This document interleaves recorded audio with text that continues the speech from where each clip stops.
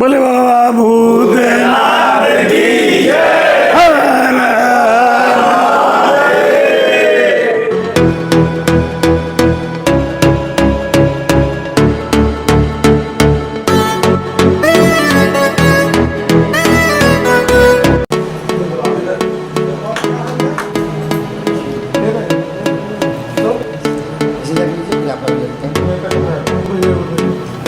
नमस्कार दोस्तों, मैं हूं सुधांशु शेखर और आप देख रहे हैं युवा शक्ति न्यूज, हर खबर पैनी नजर।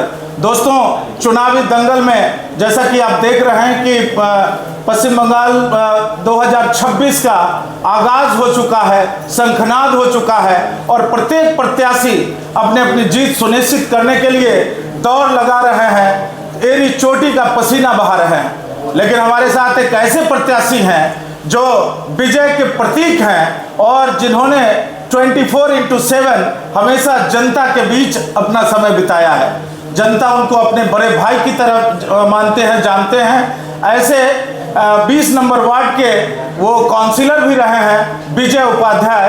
न केवल विजय उपाध्याय एक ऐसा नाम है जो ममता बनर्जी के साथ कदम से कदम मिलाकर, जब वो 21 दिनों तक अनशन पर 26 दिनों तक अनशन पर बैठी थी, तो उनके साथ कदम में कदम मिलाकर हमेशा उनके साथ रहे थे। और न केवल उस समय बल्कि हमेशा से ही दीदी जो तृणमूल सुप्रीमो हैं, इनको भाई फोटा लगाती हैं और बहुत मानती हैं। और ये एक ऐसे सिपाही हैं जो अपने लिए कभी कुछ नहीं मांगा। ऐसे विजय उपाध्याय हमारे साथ हैं। विजय दा, सबसे पहले तो युवा शक्ति के इस चुनावी दंगल में आपका स्वागत, बंदन। बहुत बहुत धन्यवाद। इस बार का जो चुनाव बिल्कुल अलग है और आपको जोरा साकू, क्योंकि एक जोड़ा लगा हुआ है, जोड़ा फूल से आप जोड़ा साकू में उतरे हैं, क्या कहेंगे इस पर? ये ममता बनर्जी का देन है। हमारी मुख्यमंत्री ममता बनर्जी और हमारे सेनापति, पार्टी के जनरल सेक्रेटरी अभिषेक बंदोपाध्याय ने मेरे ऊपर विश्वास रखा और मुझे प्रार्थी बनाया जोड़ा साकू के लिए। क्योंकि मैं बचपन से, आज 69 वर्ष मेरी उम्र हुई, इसी जोड़ा साकू क्षेत्र का निवासी हूँ। मैं यहाँ का भूमि पुत्र हूँ और मेरे ऊपर जो विश्वास उन्होंने रखा, मैं उनकी आशा जो है उनकी वो पूर्ण करके सर्टिफिकेट ले जाके उनके पाँव में। जेनविन वोटर के तो नाम प्रधान कौन हुआ?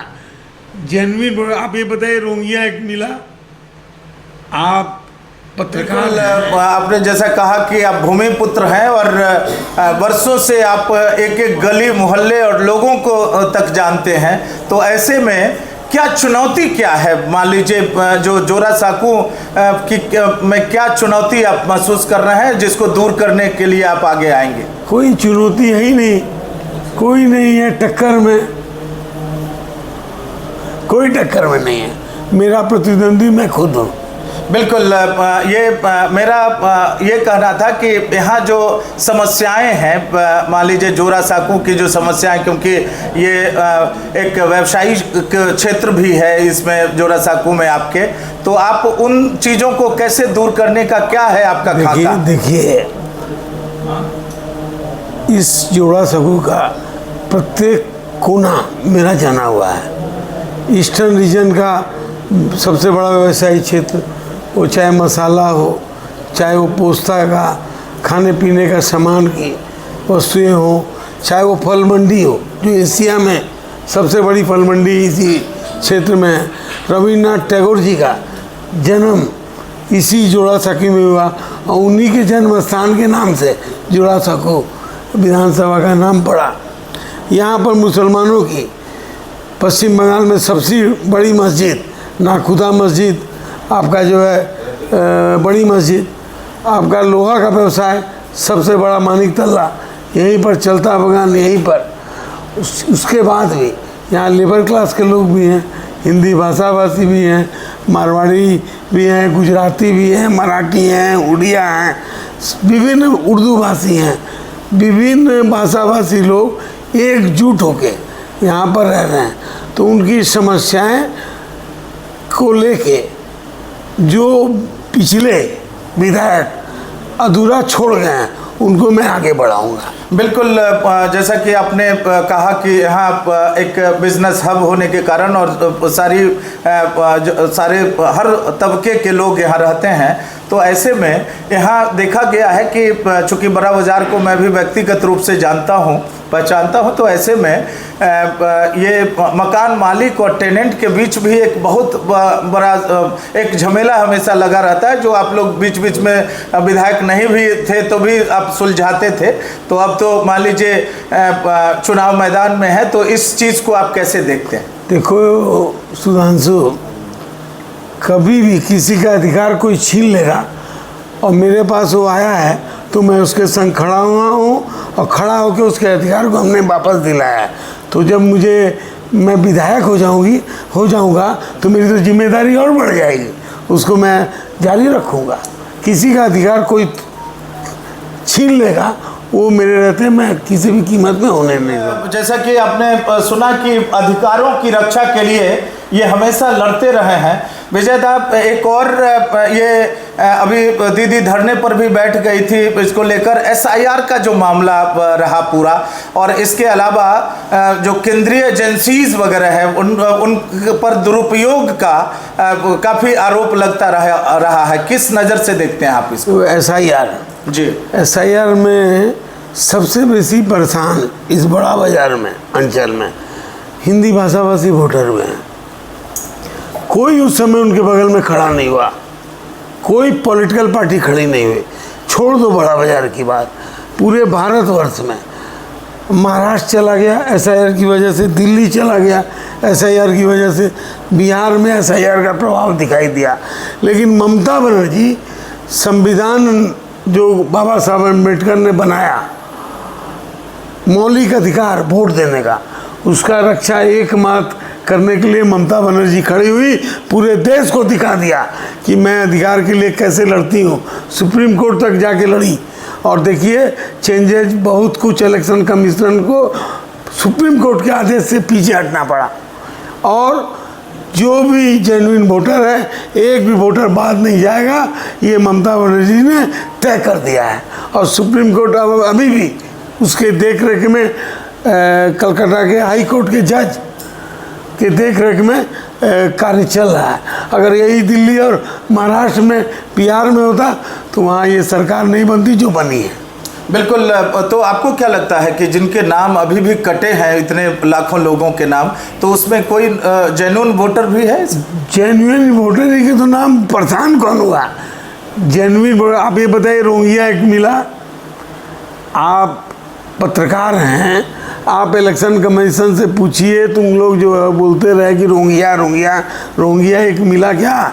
एक तो आइडेंटिफाई करके दिखा दो सामने में। परेशान कौन हुआ? हमारे यूपी बिहार के लोग आके यहाँ पर रोने लगते थे कि हमारा अधिकार छीन रहा है, बोलिए नाम बात दे दिया। अब मान लीजिए एक तो स्पेलिंग मिस्टेक है, यहाँ पर लैंग्वेज प्रॉब्लम है, हम हिंदी भाषाभाषी नाम बोले, जो आया है टीचर है उसने उस नाम का स्पेलिंग 19-20 किया, हमने नहीं किया। हम तो साधारण नागरिक, हम तो कुछ जानते ही नहीं हैं। हमारे पास आया, नाम पूछा, हमने नाम बोल दिया, अब वो अपने ढंग से स्पेलिंग लिखा, वो हमारी भूल है। बिल्कुल, वो तो इलेक्शन कमीशन की भूल है। तुम्हारी भूल है तो उसको सुधारो। तुम हमको लाइन में लगवा दिए, रुपया के लिए लाइन में लगा दिए, अब सरेंडर के लिए लाइन में लगा दिया, एसआईआर के लिए लाइन में लगा दिया। कोई भी विदेशी वोटर नहीं होना चाहिए, कोई मर गया उसका नाम वोट में नहीं रहना चाहिए, लेकिन जो जेन्युइन वोटर है वो क्यों परेशान होगा? अब देखिए यूपी में किसी का ज़मीन है दादा के नाम में, परदादा का नाम है, आज से 100 साल पुराना, वो ला के दलील दे रहा, नहीं मान रहा, वहाँ हिंदी में नाम लिखा हुआ। हमारे संग में हुआ BIJOY मेरा स्पेलिंग है, वो लिख दिया BIJOY, ए को ओ कर दिया, ये मेरा गलती है? बिल्कुल ना। इस तरह से हिंदी भाषाभाषी लाइन में लगे, उर्दू भाषाभाषी लाइन में लगे, जो यहाँ का जिसके दादा परदादा पूरा खानदान भारतवर्ष में, वो लोग लाइन में लग गए, परेशान हो गया। सच्चाई है। हम तो काउंसिलर हैं, हम तो देख रहे हैं, लोग आ रहे हैं, रो रहे हैं, गा रहे हैं, सुसाइड कर ले रहे हैं, सैकड़ों लोग मर गए। अब बताइए, हमको प्रमाण देना होगा। हमारे पुरखे यूपी से हम आए 100 साल पहले, 100 साल से हम रह रहे हैं बाबू। इंडिया में कहीं भी रहें, हम तो भारत के नागरिक हैं भाई। यूपी, बिहार, असम, राजस्थान, कहीं भी। अब हम मौलिक अधिकार कैसे छीन लोगे? अपना फेवर में करने के लिए कैसे हम अपना वोट बनाएं? और हुआ उल्टा, उन्हीं का वोट सब गायब हो गया। तो उसका भी रिजल्ट आएगा। इस बार 30 से ऊपर नहीं जा रही है भाजपा, आप लिख लीजिए। जो चुनौती है, जो आपने कहा कि आपको खुद से खुद की चुनौती है, लेकिन दूसरी तरफ भी विजय ओझा बीजेपी से कमान संभाले हुए हैं। क्या लगता है आपको, दोनों नाम में एक रूपता होने से क्या कुछ दिख रहा है? छोटा भाई है और भाजपा ने उसको उम्मीदवार बनाया। मेरी शुभकामना है उसके संग। बिल्कुल शुभकामना है। और ये देखिए कि इसी के लिए विजयदास जाने जाते हैं, क्योंकि जहां गला काट प्रतियोगिता चलती है वहां अपनी ओर से कैसे इन्होंने शुभकामना दी। और यही जो सूचिता है राजनीति में, जिसकी बहुत कमी है, ये निश्चित रूप से होना चाहिए। विजयदा, अब एक दो और सवाल आपसे कि अभी अगर चुनाव में यहाँ की जनता आपको मौका देती है तो सबसे पहले आपके दिमाग में क्या खाका है, क्या करेंगे आप यहाँ? जोड़ा सकू में हमारे काउंसिलर 9 हैं, 2 भाजपा के हैं, 9 काउंसिलर टीएमसी के हैं, 11 वार्ड हैं।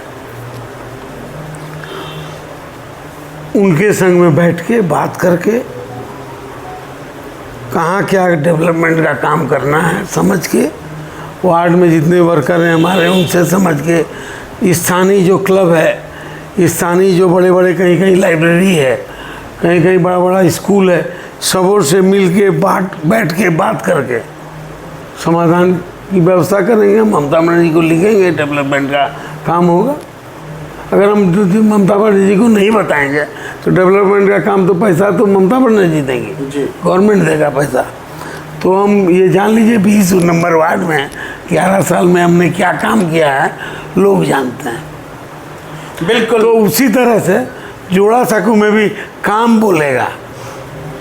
बिल्कुल, ये 20 नंबर वार्ड के तो काउंसिलर हैं, लेकिन ये 30 पढ़ते हैं हमेशा। विजयदा, एक आखिरी सवाल, युवा शक्ति के माध्यम से आप अपने क्षेत्र की जनता से लेकर दीदी के प्रति कैसे आभार, या जो आपने सेनापति कहा है अभिषेक बनर्जी को सेनापति के रूप में आप देखते हैं, तो उनके प्रति कैसे आभार व्यक्त करेंगे? और खासकर युवा शक्ति के माध्यम से आपके जो सभी वोटरों और खासकर युवा वोटर जो हैं उनको आप क्या कहेंगे?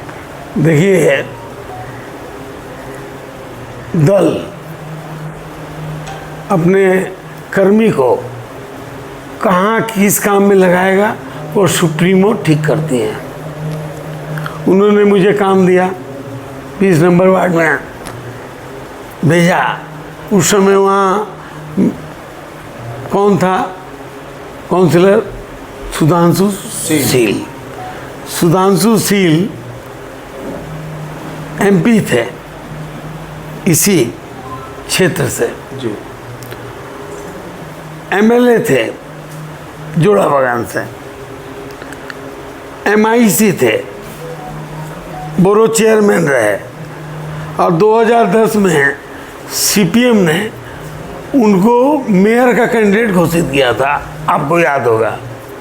10 में उनको सामने रख के मेयर का चुनाव लड़ा था। मेरे को दीदी ने वहाँ भेजा। उस समय सुदीप बंदोपाध्याय को हमने कहा था,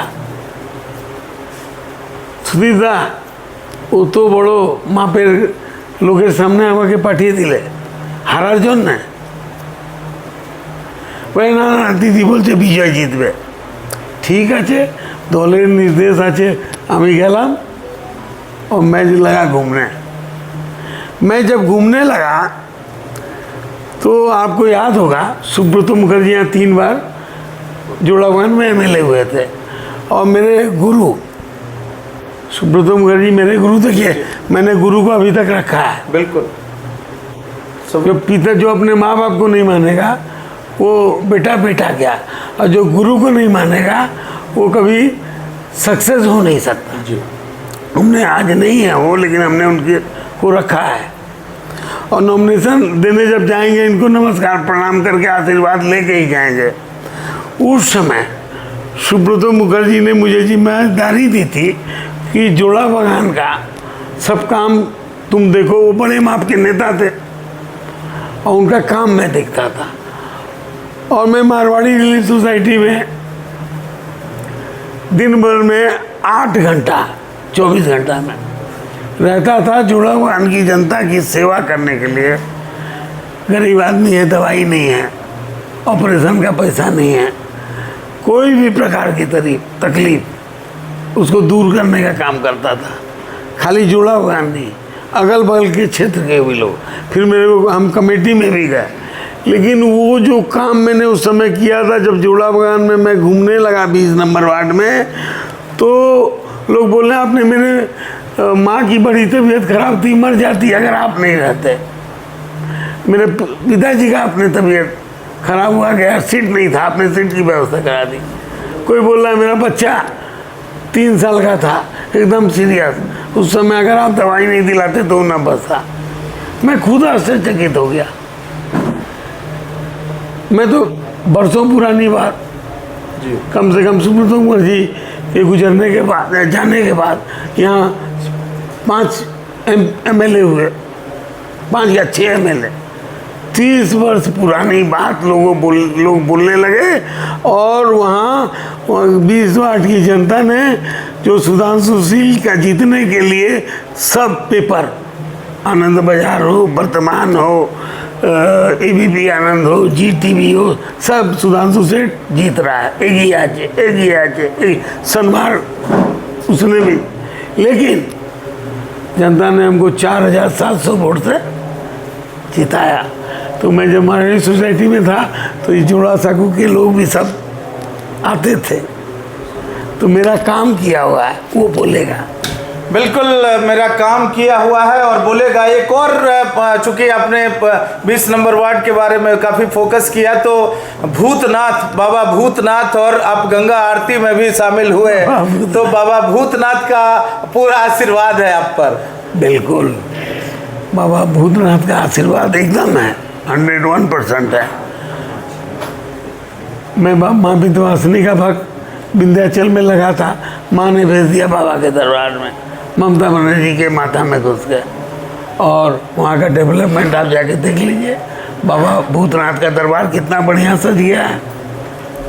बिल्कुल।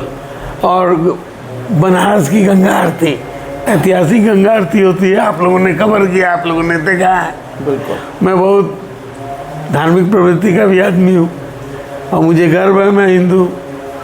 लेकिन मेरे में ये नहीं है कि हम दूसरे धर्म को देख के गाली देंगे। ममता बनर्जी हमारी कहती हैं धर्म सबका अपना अपना, लेकिन उस धर्म के उस समय सब शामिल हो दूसरे धर्म वाले।